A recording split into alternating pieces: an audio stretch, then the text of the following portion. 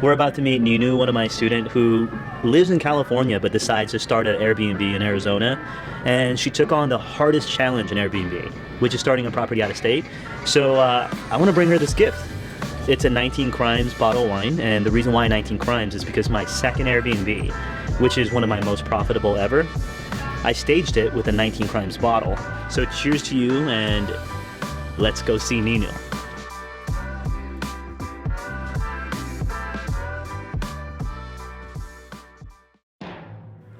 So one of the biggest challenges with getting started with Airbnb is convincing a landlord to allow you to use their property as an Airbnb. I mean, it sounds completely off, right? Using someone else's property and profiting off of it. But if you understand what to say, it can happen. And in this video, you get to meet Ninu, who's French Vietnamese, and French is her first language, English is her second language. And not only is she able to convince landlords to do it, she's done it multiple times in a very short time period. You're gonna see the entire setup process now, so let's go. Oh my god, oh cool. That Home Goods? Where did you order it? Amazon. Really? Everything Amazon. It's finally nice to meet you, like we do Zoom and all that stuff. And yeah. When do you guys start working together? I guess it was a month ago. We're taking only a few days to find a property, and then we stage in 3 days, something like that. It's so fast. Yeah. Wow. Do you love the experience so far? Yeah, it's fun. Honestly, it's hard, but it's fun. I'm from France, and in France I was in real estate, so I was excited to discover the Airbnb world.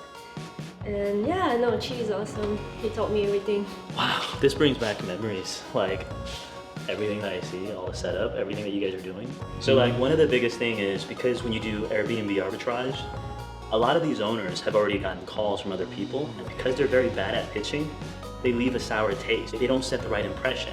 So when you call after that, naturally their instinct is, no, I don't want you to do the Airbnb or sublet. What Nina was saying is like she called it right away, yeah, and then she got it because you pitched it right. I know this Airbnb is gonna do really well because she's a beast. Thank you. So walk us through your Airbnb. Yeah, let's do it. You know what's funny?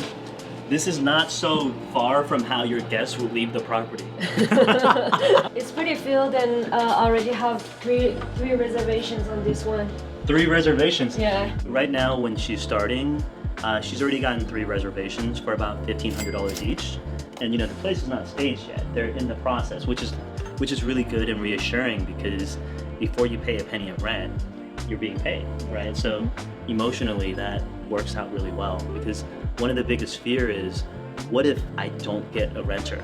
Well, Ninu the Bee's here. 3 renters before it's staged. The biggest fear is, would be to not be trained properly, to not know the right information, and that's all. But then I fixed it by contacting Chi, so after that it's only, you know, following the process and then really understanding what he's teaching. When you say proper training, do you think my training is proper? No, it was shit. It was so bad. It was so bad. I knew it. So with Airbnb, one of the for sure way to lose money is to list your property after everything is perfect. You have to understand that there is no perfect. You just got to list it and get it going.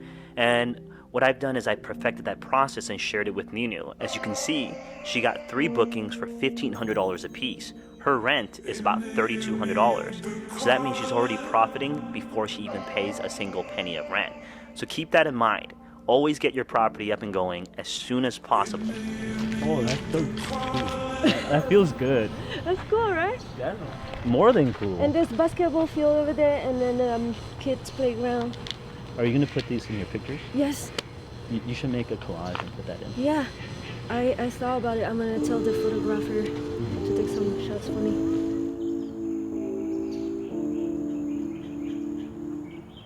I took the mentorship as an insurance for my investment, honestly. If I have to spend 100K on my business, spending a little bit for it to be well invested is an insurance.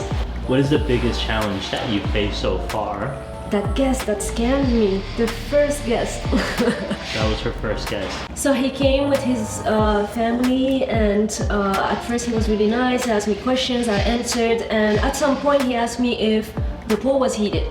And my pool wasn't heated, so I said, no, it's not heated. And from then, I didn't hear anything from him anymore, and he directly called Airbnb to start to complain about everything in my house. So then, this is how he makes sure to get a refund for me. It's like blackmail. One of the biggest issues that I've experienced is there are some savvy guests and some veteran Airbnb guests. I call them veterans because they know how to hustle you for a free stay. On the other end of the spectrum, right, because I anticipate what they're going to do, I already have my game plan of how to disprove them with tangible evidence ahead of time. But in her situation, it's pretty unique. There's really nothing you can do to prepare this guy. This guy's like the ultimate veteran and the ultimate scammer. You know, you just gotta bite the bullet. If you own a grocery store, some kid is gonna come in and steal a couple bag of chips. I don't really meet my students that often, but when I do, it's always incredible. And like, you know, I've always had a lot of fun working with Ninu, and you know, I just wish her all the success in the world, and I know she's gonna do incredible because she's driven, she's focused, and she takes criticism well, and she pivots well. Nice meeting you. Please don't come back. Yeah. Headed to the airport because I miss my son and I can't wait to see you. Hi there, sorry to keep you waiting.